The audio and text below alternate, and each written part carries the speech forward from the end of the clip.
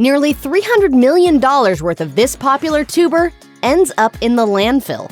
It also sprouts, turns green, and becomes poisonous. So what's one to do with this dirty potato? It's not hard to spot a sprouted potato. They're the ones with white bulges bursting out of them. No, as much as it may look like it, this is not some kind of alien parasite trying to attack you by disguising itself as food. It's just a part of the potato plant's normal growth cycle. According to an open-source botany textbook, wild potato plants rely on tubers to survive from year to year. Although most gardeners plant potatoes as an annual crop, in its natural habitat, this species grows yearly. The plant stores its energy as starch in bulbous potatoes underground. When the conditions are right, warm and moist, the underground tuber sends shoots upward. Potatoes hidden away in kitchen pantries sometimes do the same as their wild cousins. They detect summery conditions and start growing sprouts. Yeah, we'd say this one's gone all kinds of wrong.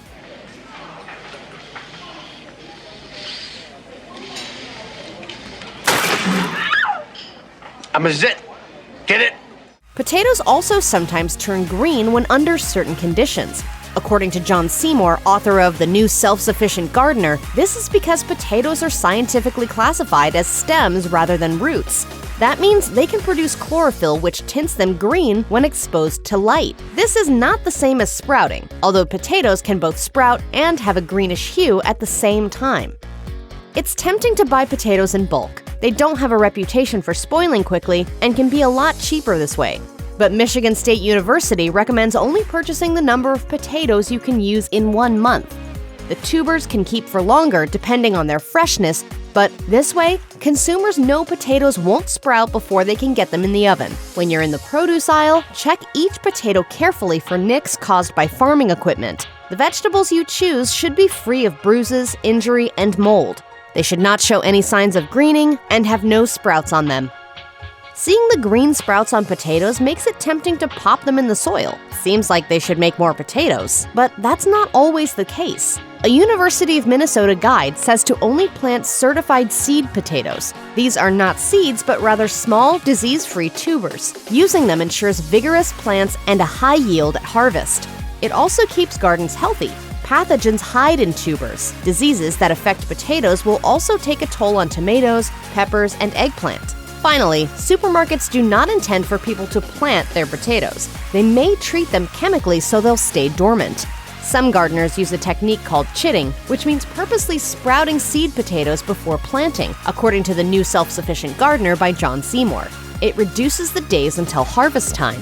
The potatoes rest in boxes, 1 layer thick, in a warm place and out of direct sunlight. Once potatoes have sprouted, gardeners rub off all but the 3 best and plant the tubers 4 inches deep in soil with plenty of compost. If you do plant potatoes and harvest them, you'll need to cure them so they don't sprout too quickly. John Seymour avoids this step by simply leaving his in the ground until he's ready to cook them. In contrast, North Carolina State University says to dry potatoes for a few days after digging them up so they're less likely to sprout in storage.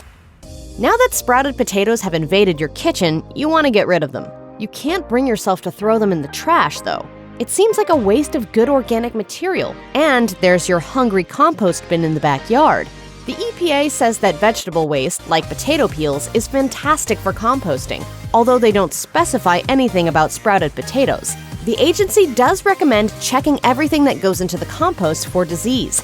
A contaminated vegetable could ruin a batch of compost or, worse, sully an entire garden.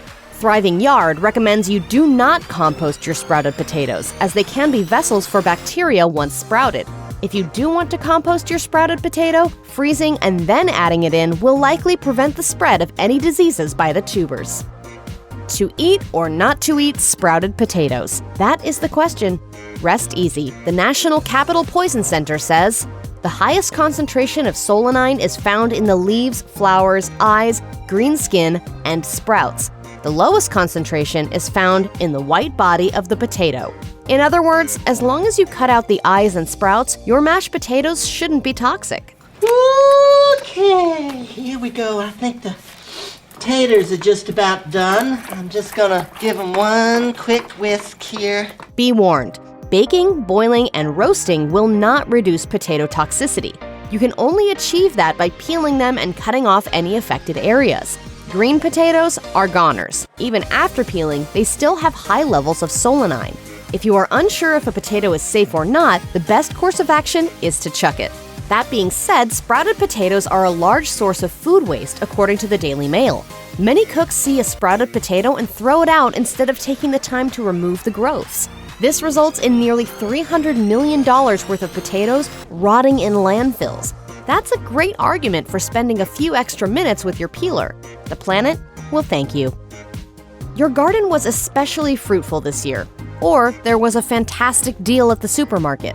Either way, you're worried that they're about to sprout or go green before you can cook them. Not to worry.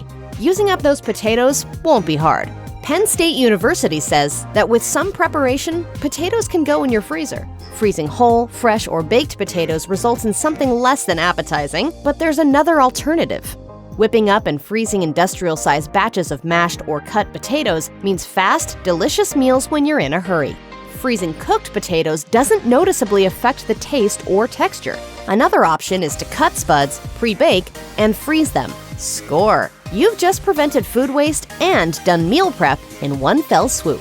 And anyone who loves Italian food needs to try homemade gnocchi, which are simple to freeze and then cook up in small batches. As for eating raw potatoes, yeah, we'd advise against it.